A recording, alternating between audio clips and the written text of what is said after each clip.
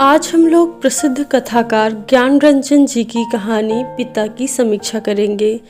समीक्षा करने से पूर्व ज्ञानरंजन जी के बारे में थोड़ा सा जान लेते हैं। पिता ज्ञानरंजन की महत्वपूर्ण कहानियों में से एक है।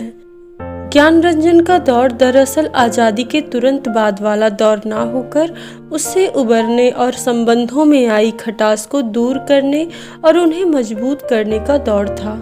किंतु इस दौर की विडंबना यह थी कि संबंध बनाए रखने के चक्कर में हाथ से छूटते जा रहे थे। ज्ञानरंजन ने अपनी कहानियों की पृष्ठभूमि इन्हीं संबंधों, खासकर पारिवारिक संबंधों को बनाया है।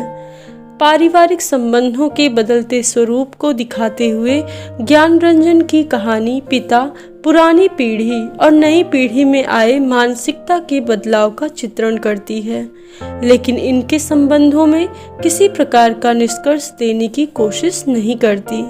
पिता की पीढ़ी यदि अपनी समकालीन परिस्थितियों से नहीं जुड़ पा रही, तो पुत्र की पीढ़ी भी अपने पिता की पीढ़ी को नहीं अपना पा रही है। पिता कहानी की समीक्षा। पिता कहानी के माध्यम से पीढ़ियों का वर्णन किया गया है।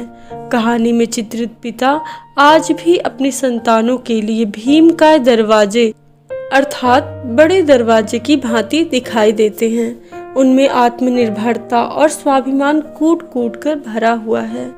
पुरानी सोच वाले पिता को आधुनिक वातावरण के अनुसार ढाल पाना कठिन हो रहा है, लेकिन पिता कहानी में वे अपनी संतानों को आधुनिक बने रहने से बिल्कुल नहीं रोकते। हालांकि अपने बच्चों को बेझिझक कहते हैं, आप लोग जाइए ना भाई, काफी हाउस में बैठिए, झूठी वैनिटी के लिए बेरा को टिप दीजिए, रहमान के यहाँ 1.5 रुपए वाले बाल कटवाइए, मुझे क्यों घसीटते हैं। जबकि पुत्रों को उनका कुर्ता कमीज पहनना अच्छा नहीं लगता और वे उनकी पोशाक बदल देना चाहते हैं, किंतु बड़ी सरलता से पिता अपने बच्चों को समझाते हैं कि पोशाक बदलने से व्यक्ति के विचार तो नहीं बदल जाते। यह कहानी ना तो पिता विरोधी है और ना ही इसमें किसी खास पीढ़ी को निशाना बनाया गया है। हाँ, यह कहानी अपनी पूर्ववर्ती कहानियों की अपेक्षा पिता पुत्र संबंधों का थोड़ा अलग विश्लेषण अवश्य करती है। पिता और पुत्र दोनों के मध्य 2 पीढ़ियों का फासला होने के पश्चात यह कहानी पिता और पुत्र के संबंधों की स्वतंत्रोत्तर समझ विकसित करने और उनमें उपजने वाली भावी द्वंद्व की शुरुआती अवस्था पर बात करती है।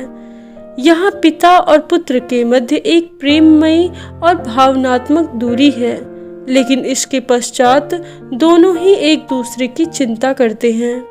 पिता और पुत्र पास रहने पर भी साथ नहीं रह पाते, लेकिन यह सिर्फ इस कहानी की ही नहीं, उस पूरे दौर और यहाँ तक कि आज के दौर की भी विडंबना है।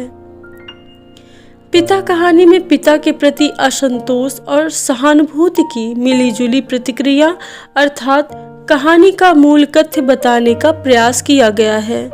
पुत्र चाहते हैं कि पिता आराम से पंखे के नीचे सोएं, गुसल खाने में खूबसूरत सावर में स्नान करें, लड़कों द्वारा लाई गई खाद्य सामग्री का स्वाद लें, दिल्ली एम्पोरियम की बढ़िया धोती पहने, किंतु पिताजी को यह बातें कतई पसंद नहीं है।